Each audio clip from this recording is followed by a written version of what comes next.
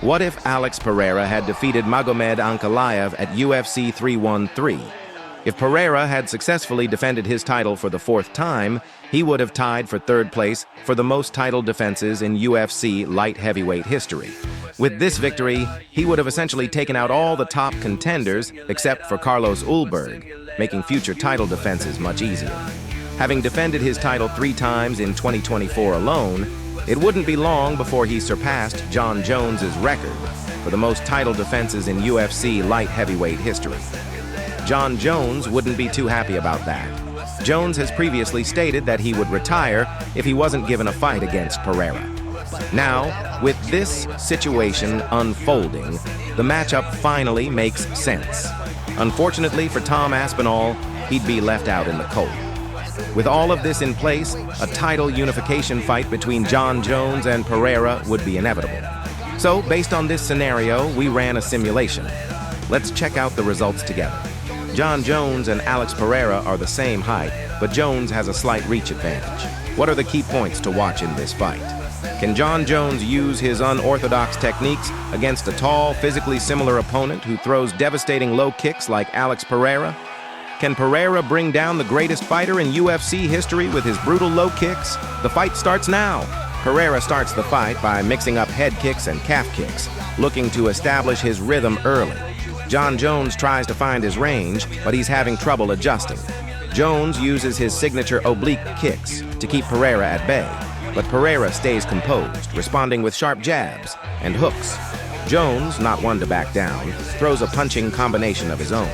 He looks for the clinch, but Pereira counters with an uppercut. Jones fires back with calf kicks, trying to slow Pereira down. But Pereira, well prepared for this, stuffs the attempt. It seems like Jones's strategy isn't working as effectively as he expected, while Pereira's game plan is taking shape. Finally, Jones shoots in with a surprise takedown. He quickly secures top position, shutting down Pereira's movement and landing steady ground and pound. Pereira, who had been defending takedowns well so far, is now struggling against Jones's elite wrestling. Jones suddenly transitions into a triangle choke attempt. He follows up with relentless ground strikes. Pereira is in serious danger here. Jones moves to full mount, raining down heavy punches. The first round comes to an end. Pereira barely avoids a knockout, but he's taken some serious damage. His face is bruised. Round 2 begins. Jones starts aggressively, unleashing a brutal combination of calf kicks.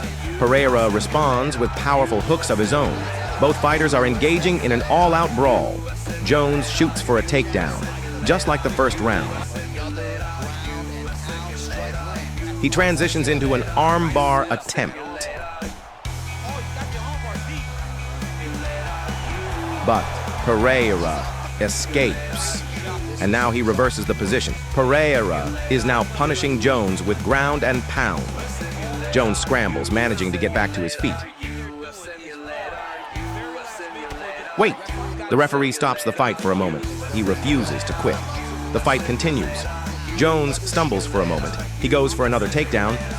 Pereira lands a massive head kick, followed by a spinning back elbow. Jones is rocked. He desperately shoots for a takedown, but Pereira shrugs him off. Round 2 ends. That was a much stronger round for Pereira. Momentum might be shifting. Round 3. Pereira turns up the pressure, throwing wild hooks and a spinning kick. Jones still hasn't fully recovered. He's struggling to defend himself. Pereira stays relaxed, defending the grappling exchanges with ease. Jones looks exhausted. But then, out of nowhere, Jones throws a flying knee. Pereira is stunned. Jones capitalizes, securing a takedown. The round ends with Jones controlling on the ground. This fight is far from over.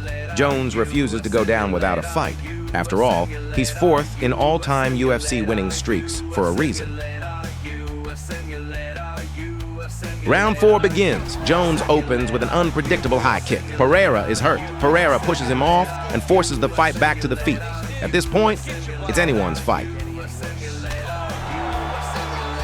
And then, Pereira lands a devastating hook.